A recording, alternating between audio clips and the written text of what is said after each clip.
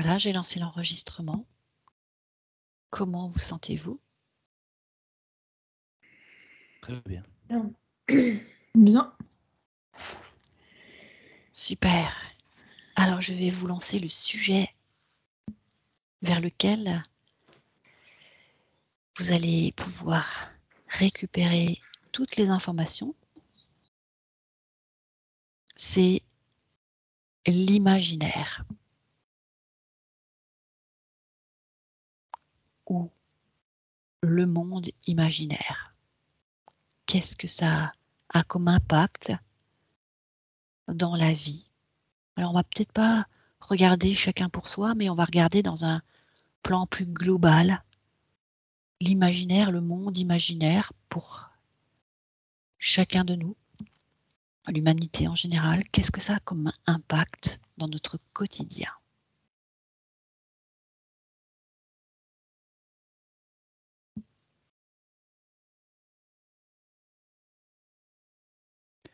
Alors moi, j'ai tout de suite la sensation de quelque chose qui remonte du cœur et qui, comme se projette à travers le troisième œil. Mais c'est vraiment la notion de projection. C'est comme la projection de quelque chose. Et ça me parle de désir, de fantasme, d'espoir. Pas d'espoir, non, pas d'espoir. Désir, fantasme.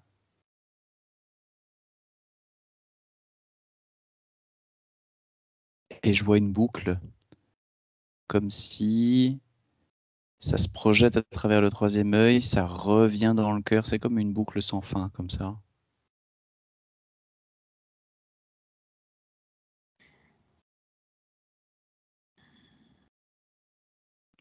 Et uniquement à partir du cœur jusqu'au haut du corps. Il n'y a rien qui va plus bas. C'est vraiment comme juste la partie haute du corps qui tourne comme ça en boucle.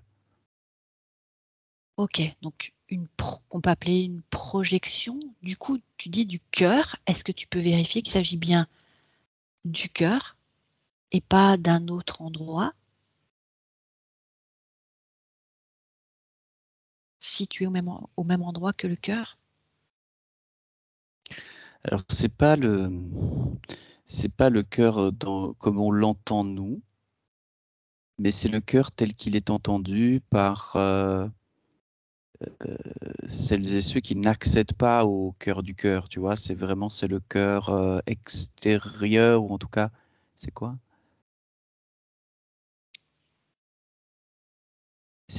Ça me parle plutôt des manques du cœur. Ce qui manque est projeté et vient comme donner l'illusion d'une nourriture. Il y a comme un truc, mais c'est vraiment très vaporeux, éthéré. Ça nourrit pas en profondeur, quoi. C'est vraiment comme une boucle de surface. Ok, je te laisse observer ce que ça produit au quotidien, justement. Ces manques projetés à travers le troisième œil qui donnent, tu disais, une illusion d'une nourriture. Et le fait que ce soit une illusion d'une nourriture, qu'est-ce que ça produit?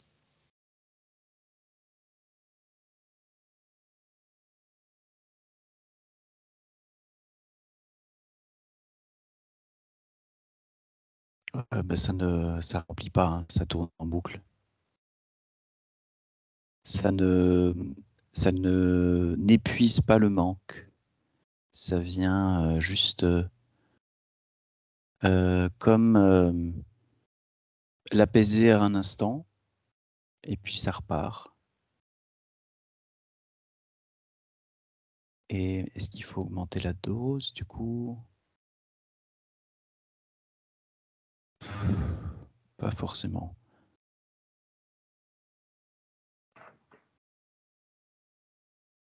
Donc ça n'apaise pas. C'est censé apaiser. Ça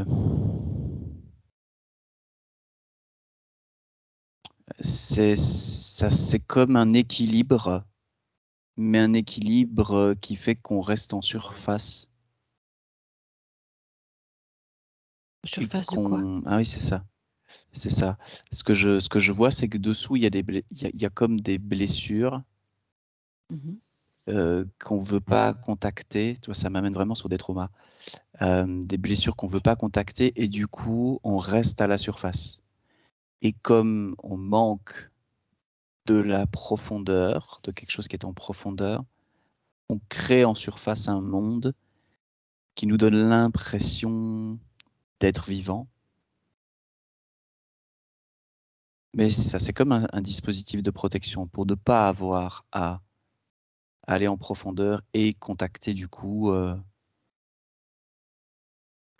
ces espaces plus blessés. Mhm. C'est peut-être, enfin, là, si j'essaie de comprendre ce que tu dis, ça me fait penser vraiment que c'est comme une sorte de système de sauvegarde Ouais, pour ne pas ça. accéder à la raison ou à la cause profonde de ce qui nous blesse, de ce qui nous a traumatisés. Mm. Et qu'est-ce qui a installé ce système de sauvegarde dans notre cœur, finalement? Parce que tu parlais du cœur.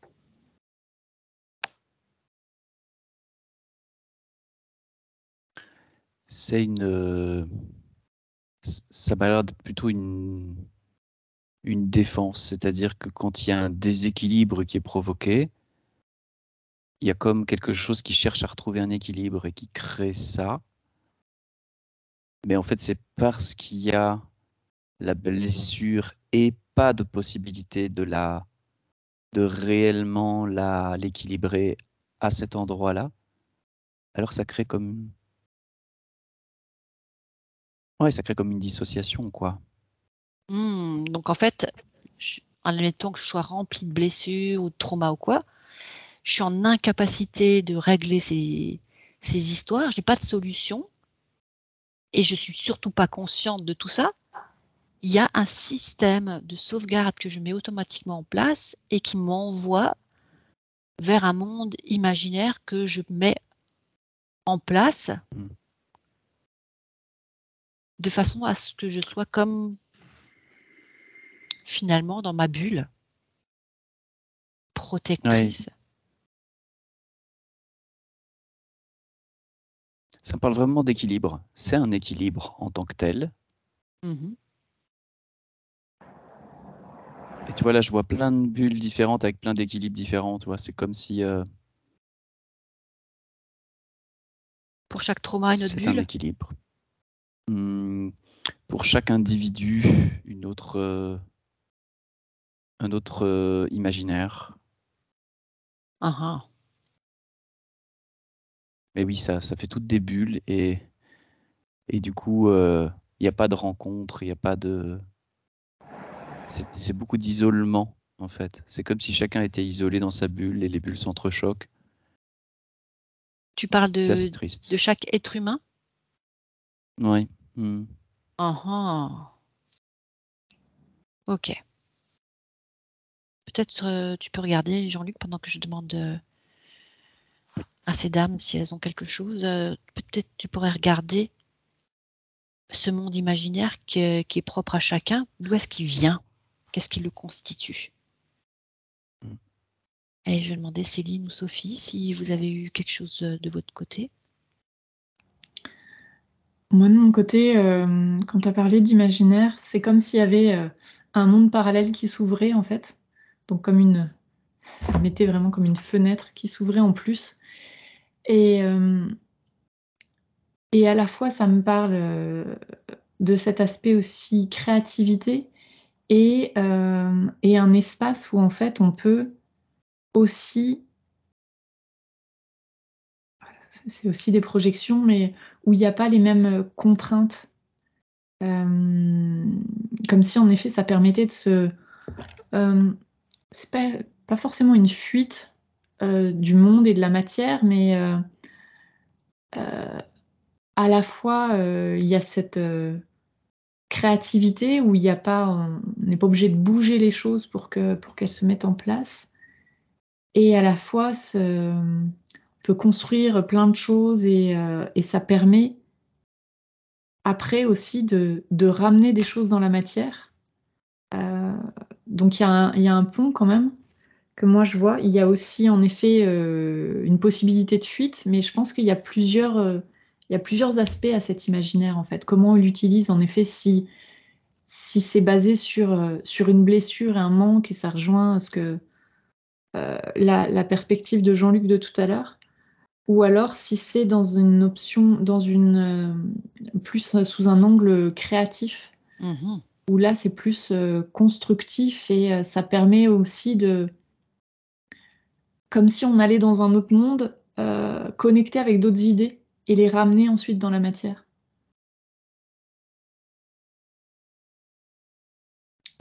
Comme si on avait accès à un autre réservoir en fait de, de choses, à d'autres choses qui sont pas forcément disponibles quand on est vraiment dans la matière. Ok, mais ce monde-là, du coup, où on va puiser, Oui. qui est censé être l'imaginaire, Mhm. comment il peut exister?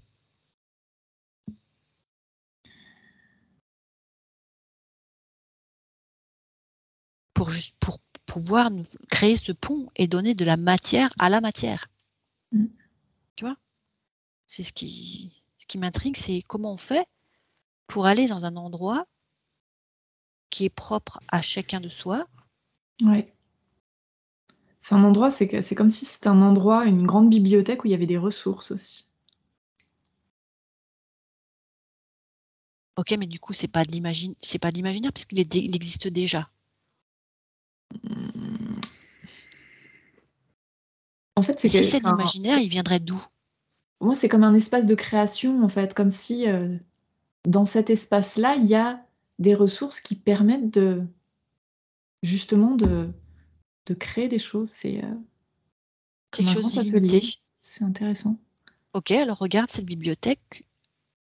Comment elle est arrivée là, dans cet espace? Et comment elle s'est constituée, remplie?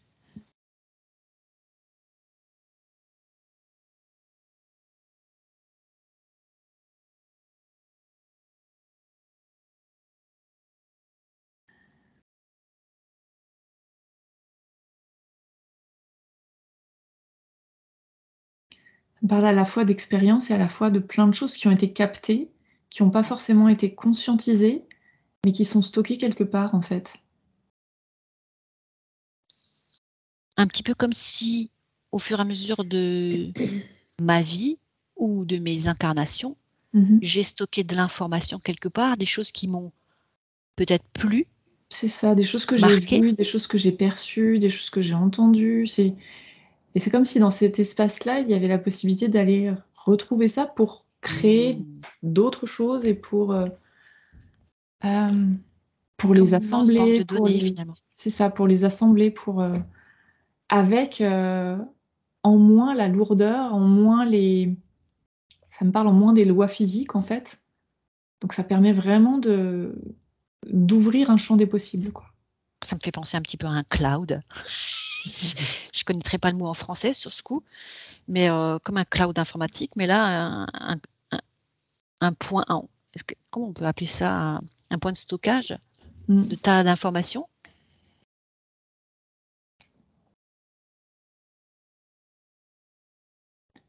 Et après, en effet, on peut s'en servir soit en effet pour créer, pour imaginer, soit en effet on crée aussi pour se guérir, euh, en se Pour projetant, s'alléger des sa choses vie. comme ça. Mm, tout à fait. Mm. Et Ou donc là, pour fuir on rejoint aussi. Jean-Luc dans ce qu'il Ouais. disait. Ou pour fuir aussi, ouais. Ah, ah.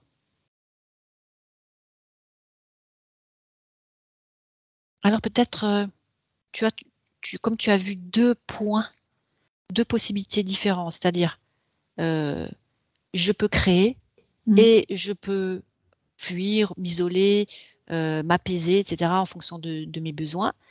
est-ce que tu peux observer s'il y a deux parties de moi, s'il y a des parties différentes de moi qui font le tri, justement là, pour permettre soit de la créativité, donc dans la joie, l'enthousiasme, etc., ou alors je vais pas bien et je vais plutôt entretenir quelque chose qui semble plus négatif. Observez si j'ai deux parties différentes de moi qui font le tri dans ce monde imaginaire ou pas. Et je vais aller voir du côté de Céline si elle a quelque chose de complètement différent ou au contraire, ça rejoint les autres. Non, ça rejoint, mais moi, j'ai pas grand-chose qui arrivait à part des mots quand Jean-Luc, juste avant que Jean-Luc parle, j'avais le mot mémoire qui était arrivé.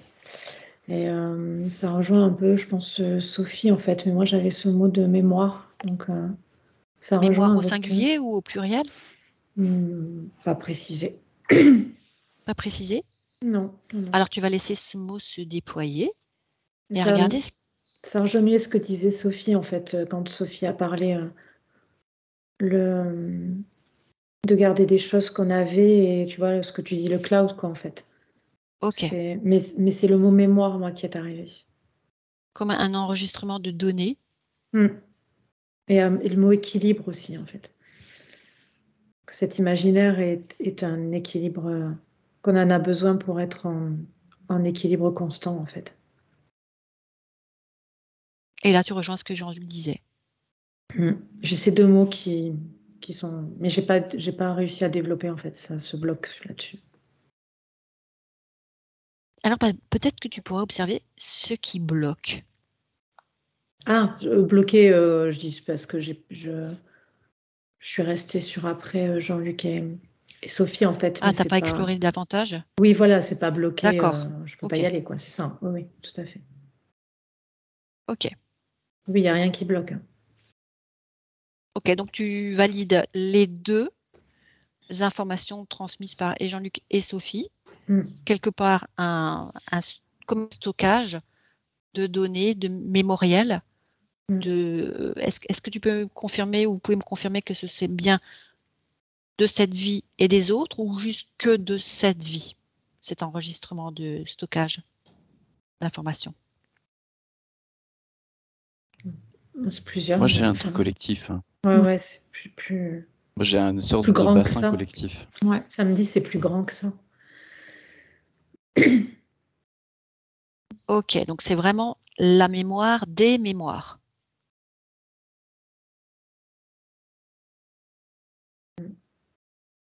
Alors, quelle partie de notre corps multidimensionnel, de notre être multidimensionnel, finalement stocke cette mémoire?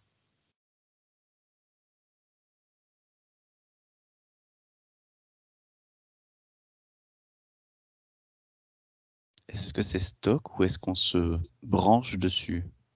Moi, j'ai plus le sentiment que ça existe indépendamment de nous et qu'on se branche dessus. C'est ce que j'avais aussi, oui. Ah, un cloud universel?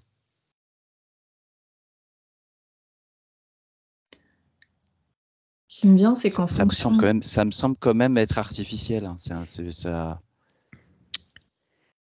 Tu vois, j'avais deux images. J'avais l'image que je donnais tout à l'heure, c'est ça part du cœur, ça se projette à travers le troisième œil, ça revient dans le cœur, ça tourne en boucle à cet endroit-là. Et ça me semble être une image, tu vois, dans la sensation, c'est quelque chose vraiment d'incomplet, il y a un truc, un endroit qui est pas plein, quoi. Et l'autre image que j'avais, que je viens d'avoir il y a quelques secondes, c'est ça sort ou ça rentre, je sais pas si ça sort ou ça rentre. En tout cas, il y a une boucle depuis le sommet du crâne qui fait tout le tour et qui revient par en bas. Et là, ça me parle pas d'imagination, ça me parle vraiment d'inspiration. C'est une autre nature. C'est comme si, là, c'est comme si l'imaginaire était une copie de ce fonctionnement qui donne aussi accès à l'information.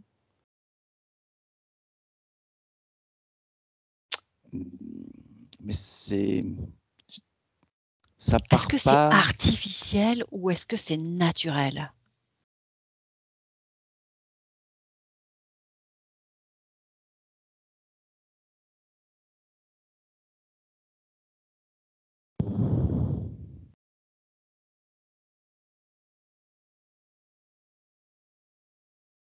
Pour moi, comme je viens de dire, c'est pas, pour moi, c'est artificiel. Mais Est-ce qu'on est dans la matrice, du coup, là, justement? Est-ce qu'on ne rejoindrait pas l'idée de la matrice?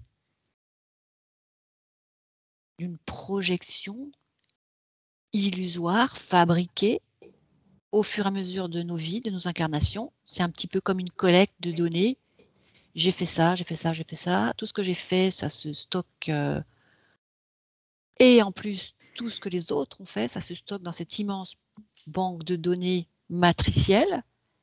Et en fonction de mes émotions, ou oui, d'ailleurs, ce serait intéressant de voir si c'est mes émotions ou mon mental, C'est je l'état me vibratoire. connecte. L'état vibratoire. Mm.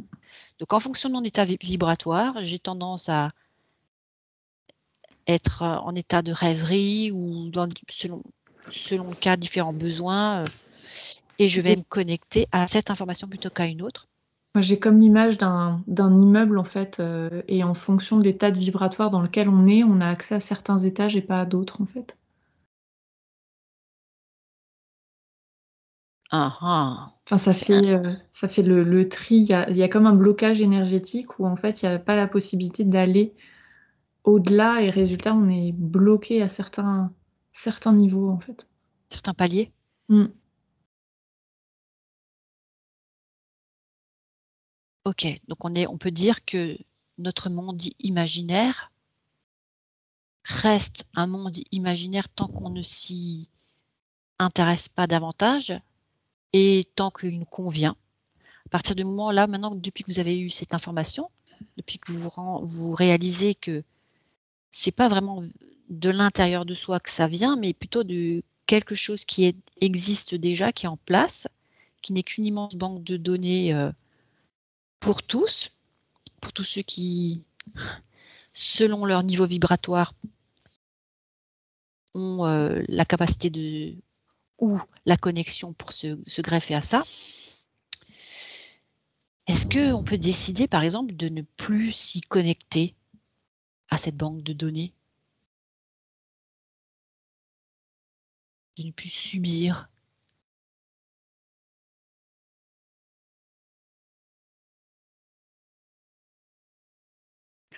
Alors moi, ça me dit oui, mais ça demande d'être conscient qu'on y est connecté. Tu vois, là, tu parles de ça, là, c'est pas très agréable à sentir, mais c'est comme un cordon ombilical, tu vois, c'est comme si on te nourrissait de force. C'est ça, c'est vraiment matriciel. Parce que, rappelez-vous, vos débuts, vous parliez de système de sauvegarde qui finalement nous isole les uns des autres, mais qui nous protège de nos traumas, de nos blessures, etc. Donc, quelque chose qui fait que on se sent à l'équilibre, même, tu as dit, Sophie. Et au final, tout ça, c'est que de la matrice, c'est que une nourriture pour pas qu'on aille creuser un peu plus loin, j'ai envie de dire, pour qu'on reste des moutons, des gentils moutons, qui surtout ne s'intéressent pas plus loin que le bout de leur nez, qui se contentent de leurs désirs, de leurs fantasmes, qui les nourrit provisoirement. Et puis finalement, je décide maintenant, ça y est, j'ai compris, je veux être conscient, je veux être lucide. J'aime bien rêver, mais pas à ce prix-là. Pas par les rêves qu'on m'impose. Comment je fais?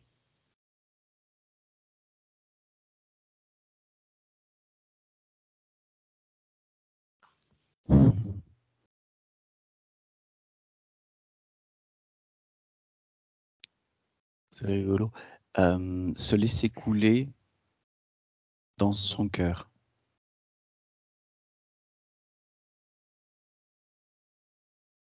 Et vraiment cette dimension de cesser d'avoir peur de ce qu'on va rencontrer.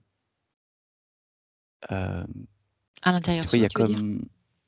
comme... Ouais, c'est comme si, dans la sensation que j'ai, c'est comme si on était contracté parce qu'on avait peur de ce qu'on allait peut-être trouver en soi, que donc du coup on reste à la surface il nous manque quelque chose et donc on crée cette boucle, en tout cas on se nourrit de ce qu'on peut. C'est une nourriture qui ne nous nourrit jamais, on a toujours faim, tout le temps, tout le temps, tout le temps, tout le temps, tout le temps. Et que ce qu'on pourrait faire, c'est lâcher et s'autoriser à... C'est quoi, être aspiré, ou en tout cas se laisser couler, c'est vraiment se laisser couler, c'est ça Laisser couler l'énergie. pour Ouais. boire à ma soif. Pour revenir au cœur de soi. C'est ça, pour revenir au cœur de soi. Mais c'est pas un mouvement d'aller au cœur de soi, c'est se laisser couler au cœur de soi. Je sais pas pourquoi, mais c'est comme ça que ça monte. Se laisser couler au cœur de soi. Ok.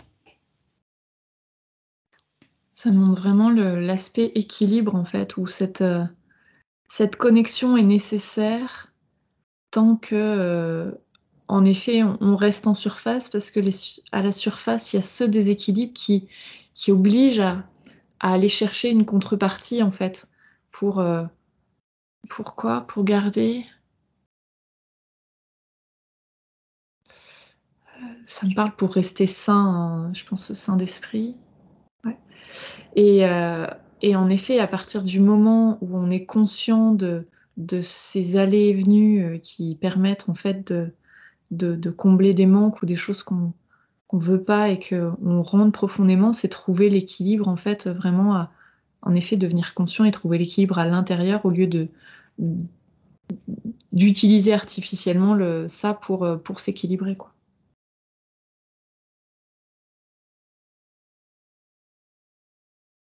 Et pour trouver l'équilibre à l'intérieur, en effet, ça nécessite d'aller en profondeur.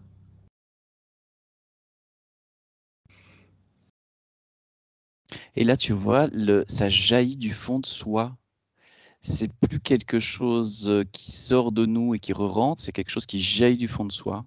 Je vois, c'est vraiment ça. Et donc, on a la bonne info au bon moment. Il y a quelque chose d'instantané et de complètement complet, quoi. Ça, c'est Et en même temps, autre on chose. n'a pas l'impression du coup d'être plutôt dans le concret, dans la réalité, Complètement, ça englobe complètement ça. tout en Ça récupérant vient une sur information qui où est inattendue quelque part. je sais où planter mes graines de tomates, je sais où se trouve l'eau sur mon terrain. C'est de cet ordre-là. Ça me parle de vérité.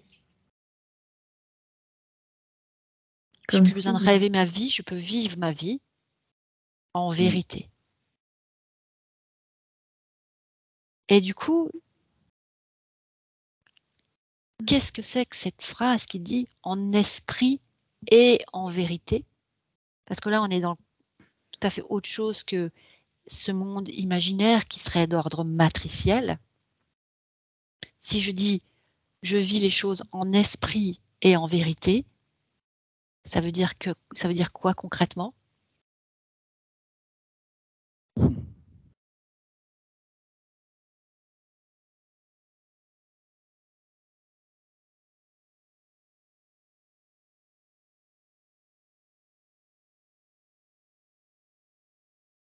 Céline, je sens que tu l'as au bout des lèvres.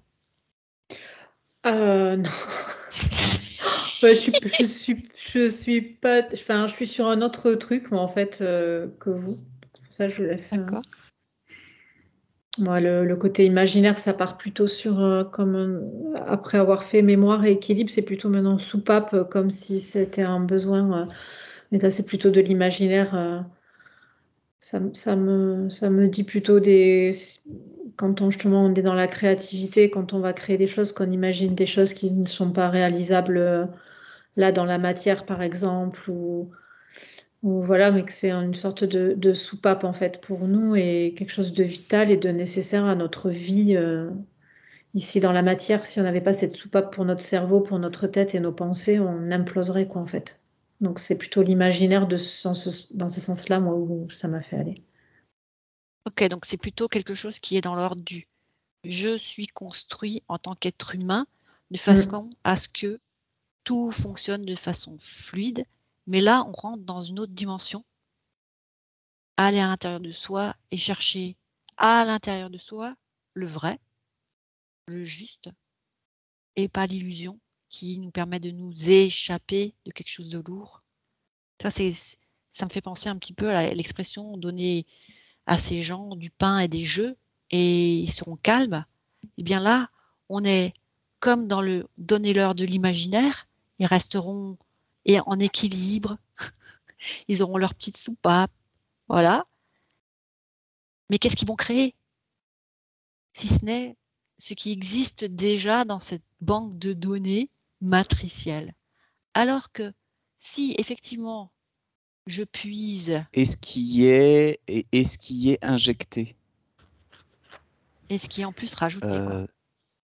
Ouais, c'est là, tu vois, tu viens de dire ça, tout à coup j'ai l'image d'une seringue, comme si dans cet espace-là d'imaginaire, il était possible d'y injecter des choses qui ne sont pas. Ouais. Tu vois, c'est fou, hein, parce que c'est Terrible, vraiment, ouais. enfin, Ça tu fait peux ramener des affaires de ces espaces-là qui ont l'air d'être novatrices, nouvelles, innovantes, et on peut être fasciné par ces idées nouvelles. Et on peut Mais être c'est plusieurs à la récupérer sur différents endroits du globe. complètement. Et ce qui fait que, Complètement. waouh, on a la même idée et tout, ça doit être bien, ça doit être super. Mais elle est posée là, juste dans le but que quelqu'un la récupère, cette idée. Et ça Non, mais donne un coup.